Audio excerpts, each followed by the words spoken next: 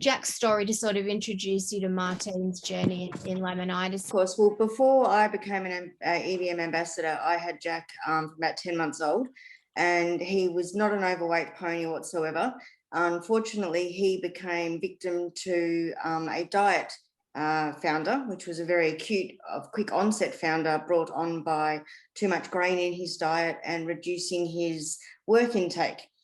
He was a show pony and was doing really well, and unfortunately lacked a bit of oomph. So I reduced his workload, upped his grain, and suddenly became very acutely laminitic overnight, pretty much.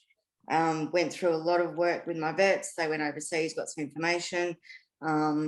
We did everything from locking him up, putting him on Epsom salts to try and thin the blood to help his feet. We had to bandage all his feet with padding.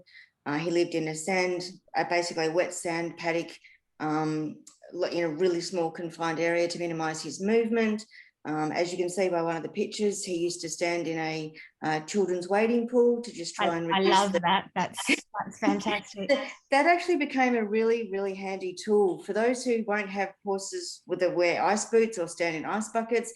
For those horses that are willing to stand in a pool, it is really easy. Hang a hay net up there. They're happy to stand there and eat their hay while they stand in the wading pool.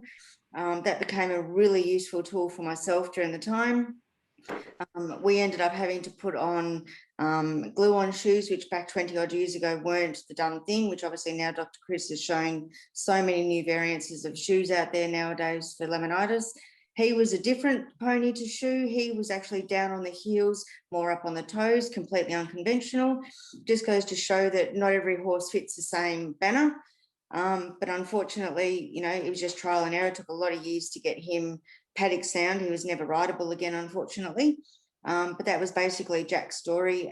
He survived his laminitis for about 10 years and unfortunately succumbed to arthritis. So he taught me a lot about laminitis and taught me how to micromanage my horses, which brings me to my little fat pony miniature horse, Toby. Has never, ever shown any signs of being a laminitic horse whatsoever, has always been a little fat pony, unfortunately. But then I became aware of EVM products before becoming an ambassador, and I started on their premium balancer pellets and also premium blend. And then I became an ambassador and I learned about the laminitis fighter, which was now Fat Pony. And I started Toby on it, and within probably 6 weeks, with no other change, he lost his crest. He all of a sudden lost his fat pockets that he had down his neck and down his shoulders. And I was able to reduce his workload and reduce the amount of times that he was locked up, and he was able to go out and graze a lot more in the paddock and reduce all that sort of stressful time of being locked up and muzzles on and all the rest of it. And it was just a simple introduction of a simple supplement such as, Farmalogic Fat Pony that helped just take that pressure off. And as you can see by sort of the bottom picture, he was a lot less chunky than he was in the top 2 photos. And that was simply by just introducing the Fat Pony. And obviously also, minimising the grasses at the wrong times and doing all the things that we learned through, when you had a founder horse before. But he's never been a founder horse. And through spring, I just double the dose if it's a really bad time, and I still keep him locked up if it's, the wrong time of year, etc. But it just takes that pressure off, and knowing that you can just have that little bit of breathing space, and they're not always having to be worked every day. Like, he's 15 now, and I can just manage him a little bit sort of less stressfully, which makes life a lot easier. Thanks, Martine. Toby was one of our very early customers on the Fat Pony, and we chose him to be our poster boy there on the label. We thought his experience of fantastic management from Martine, and then the difference that she saw by adding the nutraceutical supplement, it's just been great to see the difference it's made to his life. Thank you, Martine. No problem. Thank you. I'd now like to introduce Sam Rose from New South Wales. Sam's got some stories for her 2 ponies, Hilly and Floss. So, Sam, can we have a bit of a talk about what's been going on with Hilly, please? So Hilly was a show horse, and then by her previous owner, she was chucked out in a paddock, in a very large paddock of about 300 acres. She went through drought, and then we got a lot of rain down here, so we got a lot of green grass. At this stage, I went out and bought Hilly out of the paddock off this lady, and when I brought her in, she had a crest like it was no tomorrow. I already had previously miniatures, and they were on EVM products. They weren't.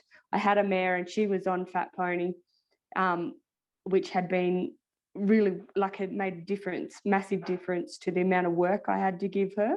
So I tried Hilly on it, and then within about 4 weeks, I had a massive difference to her neck, to, like, the difference in the 2 photos there is about 4 or 5 weeks, with half the work that I was giving her previously to putting her on Fat Pony. It just made a massive difference. So Hilly hasn't actually been a Laminitic, but I don't think she was far off it when she actually came to me. She's a fantastic illustration up here of the fat deposits, isn't she? Look at that crest, and you can see the fat deposits sitting there on her scapula. The big fatty tail head. They're not a rib in sight. No, and she is a very good little doer. Like, she only has to stiff food and she's fat, sort of thing. But if I leave, I noticed that if I sort of had a couple of weeks where I ran out and I was waiting for a new order to come, and I'm seriously noticed a massive difference in her just in a couple of weeks. And now she's back on it, so she'll be on it forever, I think. Yeah, okay. Well, she's certainly looking better now. And how about Floss?